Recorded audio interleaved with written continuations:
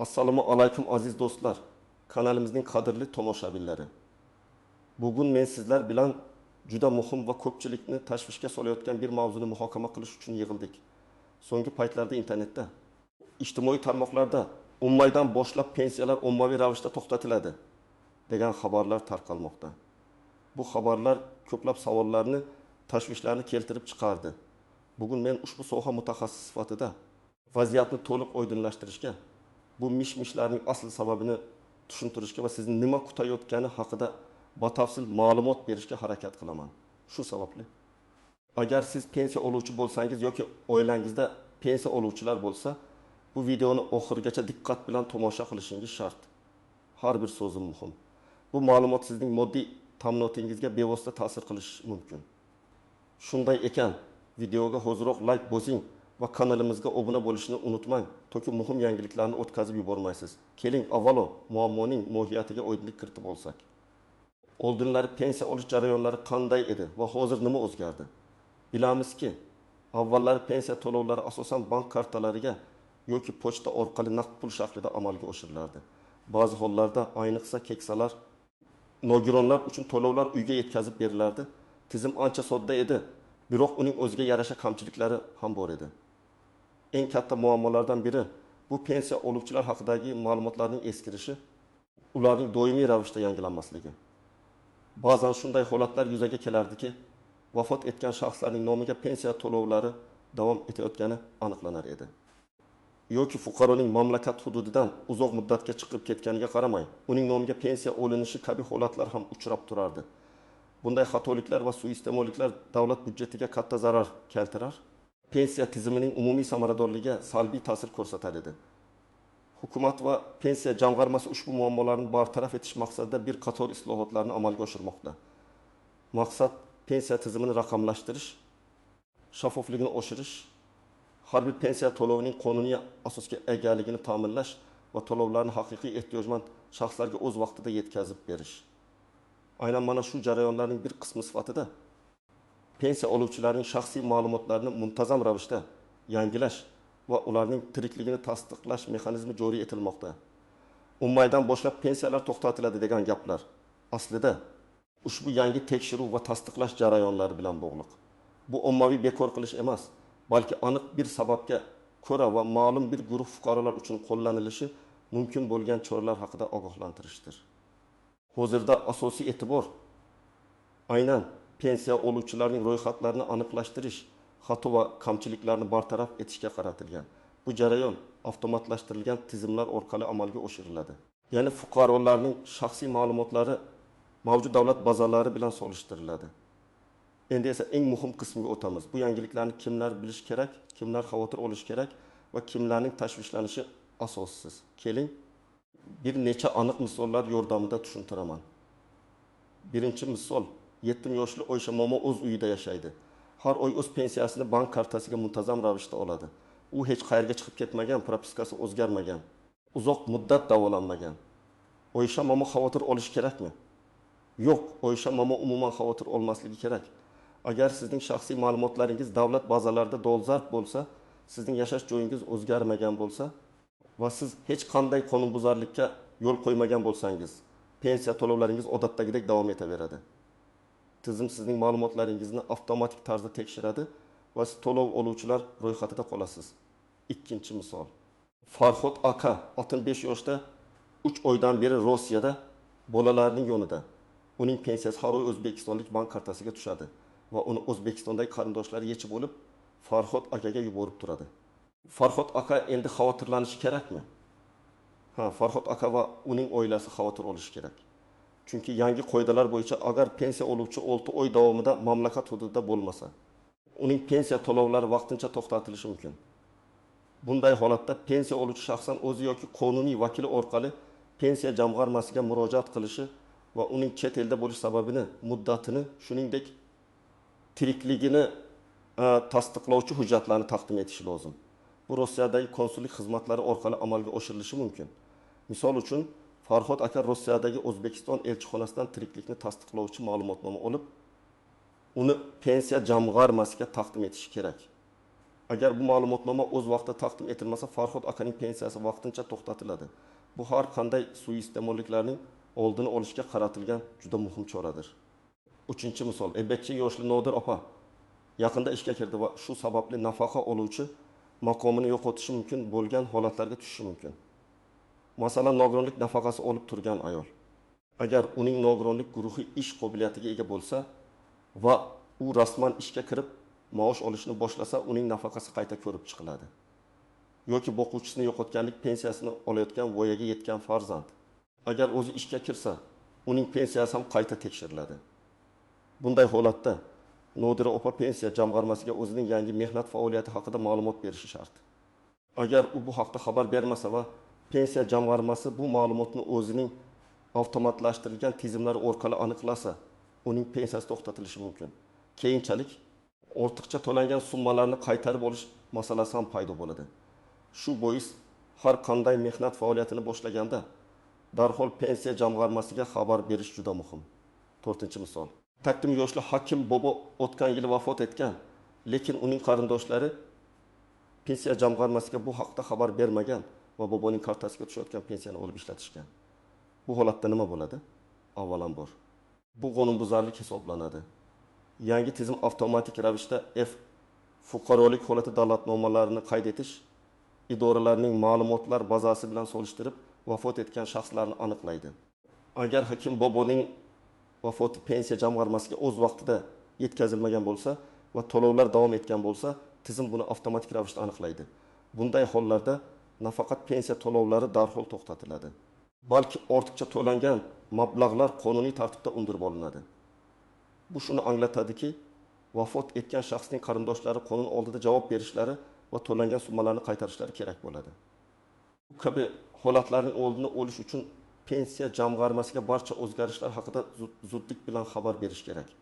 5-misol, 60 yoshli G'ulom aka qishloq joyda yashaydi va uning pensiyasi har oyda pochta orqali uyga yetkazib beriladi.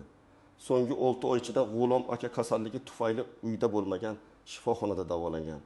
Pochta xodimi bir necha bor kelganida uni topa olmagan va pensiya to'lanmagan. Bunday holatda nima qilish kerak? G'ulom aka darhol pensiya jamg'armasiga murojaat qilishi va uning uzoq muddat davolanganligi haqidagi tibbiy ma'lumotnomalarni taqdim etish kerak. Agar u tirikligi va pensiya olishga haqli ekanligi tasdiqlansa, to'xtatilgan pensiya to'lovlari qayta tiklanadi va o'tgan oylar uchun ham pullar to'lab beriladi. Asosiy shart bu pensiya jamg'armasi bilan o'zaro aloqada bo'lish va barcha zarur ma'lumotlarni o'z vaqtida taqdim etish. Ushbu misollardan ko'rinib turibdiki, ommaviy to'xtatish degan tushuncha noto'g'ri. Aslida bu pensiya tizimining aniqligini, shaffofligini oshirishga qaratilgan jiddiy tekshiruvlar va mexanizmlarning joriy etilishi. Endi esa ushbu qoidalardagi istisnolar, e'tiborsiz qoldirilmasligi kerak bo'lgan nozik jihatlar va uncha aniq bo'lmagan nuanslar haqida batafsil to'xtalib o'taylik. Birinchi va eng muhim istisno. Vaqtincha to'xtatish doimiy bekor qilishni anglatmaydi. Agar sizning pensiya to'lovingiz qandaydir sababga ko'ra to'xtatilgan bo'lsa, bu degani siz pensiyadan butunlay mahrum bo'ldingiz degani emas. Ko'pchilik xavotirlanayotgan, unmaydan keyin pensiya butunlay bekor bo'ladi degan gaplar asossizdir. Aksariyat hollarda to'lovlar ma'lum bir ma'lumotni aniqlashtirish, hujjatni taqdim etish yoki holatni tasdiqlash uchun vaqtincha to'xtatiladi. Fuqaro o'zining huquqini tasdiqlovchi hujjatlarni taqdim etgach, to'lovlar qayta tiklanadi va odatda to'xtatilgan oylar uchun ham mablag'lar to'lab beriladi. Asosiy shart shuki, fuqaro o'z harakatlarida faol bo'lishi va pensiya jamg'armasi talab qilgan ma'lumotlarni o'z vaqtida taqdim etish kerak. Ikkinchi nozik jihat ishonchnoma orqali pensiya olish. Ko'p hollarda, ayniqsa kasallar, nogironlar yoki uzoqda yashovchilar uchun pensiyani boshqa shaxs ishonchnoma asosida oladi. Ilgari bunday ishonchnomalar uzoq muddatga berilishi mumkin edi. Biroq so'nggi qoidalarga ko'ra ishonchnoma orqali pensiya olish muddati cheklangan bo'lishi mumkin. Ayniqsa 6 oydan ortiq muddatga berilgan ishonchnomalar bo'yicha to'lovlar vaqtincha to'xtatilishi va pensiya oluvchining shaxsan o'zi yoki yangi ishonchnoma asosida tasdiqlanishi talab etilishi mumkin. Bu ham pensiya oluvchining tirikligini va uning pulini haqiqatan ham uning foydasi uchun ishlatilayotganini tekshirishga qaratilgan. Shunday ekan, agar siz kimningdir pensiyasini ishonchnoma orqali olayotgan bo'lsangiz, ishonchnomaning amal qilish muddatini muntazam ravishda tekshirib turing va pensiya jamg'armasi bilan doimiy aloqada bo'ling.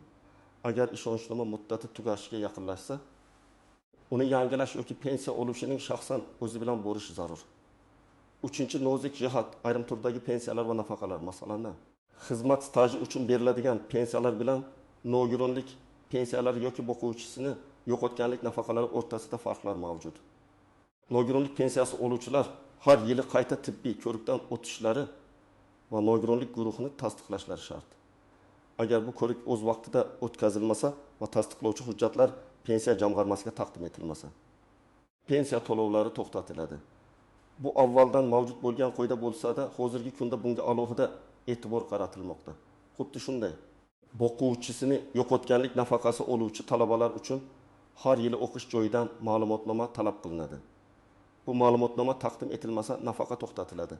Bu kabi maxsus talablar har bir pensiya turiga xos bo'lib, ularni bilish va bajarish muhimdir. 4-nuans tiriklikni tasdiqlash jarayonining soddalashuvi. Hozirgi kunda davlat xizmatlari markazlari deysam orqali yoki hatto onlayn tizimlar orqali ham tiriklikni tasdiqlash imkoniyatlari yaratilmoqda. Ayniqsa chet elda bo'lgan fuqarolar uchun diplomatik vakolatxonalar va konsulliklar orqali bu jarayonni amalga oshirish mumkin. Bu jarayonni iloji boricha soddalashtirishga harakat qilinmoqda, lekin shunday bo'lsa ham fuqaroning o'zidan faollik talab qilinadi. Ba'zi hollarda video konferensiya orqali ham shaxsni tasdiqlash amaliyoti joriy etilishi mumkin. Bu pensiya oluvchilar uchun qulaylik yaratishga qaratilgan bo'lsa-da, texnologik imkoniyatlardan foydalanishni bilish taqozo etadi. 5-nuans pensiyaning ortiqcha to'lanishi va uni undirish. Agar fuqaro pensiya olish huquqini yo'qotgan holda pensiya olib turgan bo'lsa, masalan vafot etgan bo'lsa, lekin xabar berilmagan bo'lsa yoki ishga kirib pensiya olishni davom ettirgan bo'lsa, ortiqcha to'langan mablag'lar qonuniy tartibda undirib olinadi. Bu undiruv sud orqali yoki fuqaroning keyingi pensiya to'lovlaridan ushlab qolish orqali amalga oshirilishi mumkin. Bunday holatga tushib qolmaslik uchun pensiya jamg'armasiga har qanday o'zgarishlar haqida zudlik bilan xabar berish kerak. Masalan, agar siz nogironlik pensiyasi oluvchi bo'lib, keyin sog'lig'ingiz tiklanib ishga kirsangiz, bu haqda pensiya jamg'armasiga darhol ma'lumot berishingiz shart. Aks holda kelajakda jiddiy moliyaviy muammolarga duch kelishingiz mumkin. Bu kabi nozik jihatlarni tushunish ommaviy pensiya to'xtatiladi degan vahima xabarlarning asossiz ekanligini anglashga yordam beradi. Tizim shunchaki tartibga solinmoqda va shaffoflik oshirilmoqda. Xo'sh, endi eng muhim qismga keldik. Siz nima qilishingiz kerak? Bu vaziyatda qanday amaliy qadamlar qo'yishingiz lozim? Men sizga aniq va tushunarli ko'rsatmalar beraman. Birinchi qadam, o'z ma'lumotlaringizni tekshiring. Agar siz pensiya oluvchi bo'lsangiz yoki oilangizda pensiya oluvchilar bo'lsa, birinchi navbatda ularning shaxsiy ma'lumotlari pensiya jamg'armasining bazarlarida dolzarb ekanligiga ishonch hosil qiling. Qayerga murojaat qilish kerak? 1. Davlat xizmatlari markazlari DXM eng oson va qulay yo'l. DXM ga borib, o'zingizning pensiya ishingiz holati, ma'lumotlaringizning dolzarbligi haqida so'rashingiz mumkin. U yerda sizga barcha kerakli ma'lumotlarni berishadi. 2. Pensiya jamg'armasi filiallari. To'g'ridan to'g'ri o'zingizning yashash joyingizdagi pensiya jamg'armasi filialiga borishingiz mumkin. Mutaxassislar sizga individual maslahat berishadi. 3. Yagona interaktiv davlat xizmatlari portali MyToqqubuz. Agar siz internetdan foydalanishni bilsangiz, ushbu portal orqali ham pensiya holatingizni tekshirishingiz, ba'zi ma'lumotnomalarni olishingiz mumkin. Bu eng tez va qulay usul bo'lishi mumkin. 4. Aloqa markazlari. Call center. Pensiya jamg'armasining aloqa markazlariga qo'ng'iroq qilib, dastlabki ma'lumotlarni olishingiz mumkin. Telefon raqamlari pensiya jamg'armasining rasmiy veb-saytida joylashtirilgan. Ikkinchi qadam. Agar siz chet elda bo'lsangiz yoki tez-tez mamlakat tashqarisiga chiqib turadigan bo'lsangiz, agar siz 6 oydan ortiq muddatga chet elda yashayotgan bo'lsangiz yoki u yerda bo'lishni rejalashtirgan bo'lsangiz. 1000. Hujjatlar. O'zbekistonning chet eldagi diplomatik vakolatxonalari yoki konsulliklaridan tiriklikni tasdiqlovchi ma'lumotnoma oling. Bu ma'lumotnoma sizning shaxsan borishingizni talab qiladi. 2. Qayerga yuborish kerak? Ushbu ma'lumotnomani O'zbekistondagi pensiya jamg'armasining o'zingizga tegishli filialiga pochta orqali yoki elektron tarzda agar imkoniyat bo'lsa yuboring. Eng ishonchli yo'l uni qarindoshlaringiz orqali pensiya jamg'armasiga topshirish. o'tib muddatlar bu ma'lumotnomani muntazam ravishda odatda har 6 oyda yoki yiliga bir marta taqdim etib turishingiz talab qilinishi mumkin. Aynan shu muddatlarga e'tibor bering. 3-qadam. Agar sizning hayotingizda muhim o'zgarishlar bo'lsa, quyidagi holatlarda pensiya jamg'armasiga zudlik bilan xabar berishingiz shart: ishga kirish. Agar siz nogironlik pensiyasi yoki boquvchisini yo'qotganlik pensiyasi olayotgan bo'lsangiz va ishga kirsangiz, bu haqda darhol xabar bering. Bu sizning pensiya olish huquqingizga ta'sir qilishi mumkin. 2. Yashash joyini o'zgartirish. Doimiy yashash joyingizni o'zgartirsangiz, yangi propiska ma'lumotlarini pensiya jamg'armasiga taqdim eting. 3. Nogironlik guruhining o'zgarishi yoki tibbiy ko'rik muddatining yaqinlashishi. Agar siz nogironlik pensiyasi oluvchi bo'lsangiz, har yili belgilangan muddatda qayta tibbiy ko'rikdan o'tib, uning natijalarini pensiya jamg'armasiga taqdim etishingiz shart. Bu juda muhim, chunki ko'pchilik aynan shu yerda xato qiladi. 4. Oila a'zolarining vafoti. Agar siz boquvchisini yo'qotganlik pensiyasi oluvchi bo'lsangiz va oila a'zolaringizdan kimdir vafot etsa, bu ham pensiya miqdoriga ta'sir qilishi mumkin. 5. O'zgarishlar haqida xabar berish tartibi. Odatda bu haqda yozma ariza bilan pensiya jamg'armasiga murojaat qilish orqali amalga oshiriladi. Arizaga tegishli hujjatlarning nusxalari ilova qilinadi. 4-qadam. Pensiyangiz to'xtatilgan bo'lsa. Agar sizning pensiyangiz 10 oydan keyin yoki boshqa bir sanadan to'xtatilganligi haqida xabar olsangiz yoki pensiya kartangizga pul tushmayotganini sezsangiz, vahimaga tushmang. Darhol murojaat qiling. Sizga eng yaqin pensiya jamg'armasi filialiga yoki davlat xizmatlari markaziga shaxsan murojaat qiling. 2. Sababini aniqlang. Mutaxassislardan pensiyaning to'xtatilish sababini aniqlab oling. Ular sizga aynan qaysi ma'lumot yoki hujjat yetishmayotganini aytishadi. Kerakli hujjatlarni taqdim eting. Talab qilingan barcha hujjatlarni, pasport, guvohnomalar, ma'lumotnomalar, tibbiy xulosalar va boshqalar iloji boricha tezroq to'plab taqdim eting. 4. Ariza yozing. Pensiya to'lovlarini qayta tiklash to'g'risida ariza yozing. Sizga blankani pensiya jamg'armasi mutaxassislari berishadi. 5. Kutish. Hujjatlar topshirilgach, pensiya jamg'armasi sizning ishingizni ko'rib chiqadi va to'lovlarni qayta tiklaydi. Odatda bu jarayon bir necha kun yoki bir hafta ichida hal bo'ladi. To'xtatilgan oylar uchun pullar ham to'lab beriladi. Aziz tomoshabinlar, ko'rib turganingizdek, ummaydan ommaviy pensiya to'xtatilishi degan xabarlar haqiqatga to'g'ri kelmaydi. Bu shunchaki pensiya tizimini yanada shaffof va adolatli qilishga qaratilgan ichki jarayonlar va tekshiruvlarning kuchaytirilishi demakdir. Asosiy maqsad pensiya to'lovlarini haqiqiy, tirik va pensiya olishga haqli bo'lgan shaxslarga o'z vaqtida yetkazib berish. Vahima qilishga asos yo'q, faqatgina diqqatli bo'ling. O'z ma'lumotlaringizning dolzarbligini nazorat qiling va pensiya jamg'armasi bilan aloqada bo'ling. Agar savollaringiz bo'lsa, ularga murojaat qilishdan tortinmang. Shunday qilib, agar siz ushbu videodan foydali ma'lumotlar olgan bo'lsangiz, iltimos ushbu videoga like bosing. O'z fikr, mulohazalaringizni, savollaringizni izohlarda yozib qoldiring. Men ularga javob berishga harakat qilaman. Va eng muhimi, kanalimizga obuna bo'lishni unutmang. Chunki biz siz uchun doim eng dolzarb va foydali ma'lumotlarni taqdim etamiz. O'zingizni ehtiyot qiling va doimo ogoh bo'ling. Keyingi videolarimizda ko'rishguncha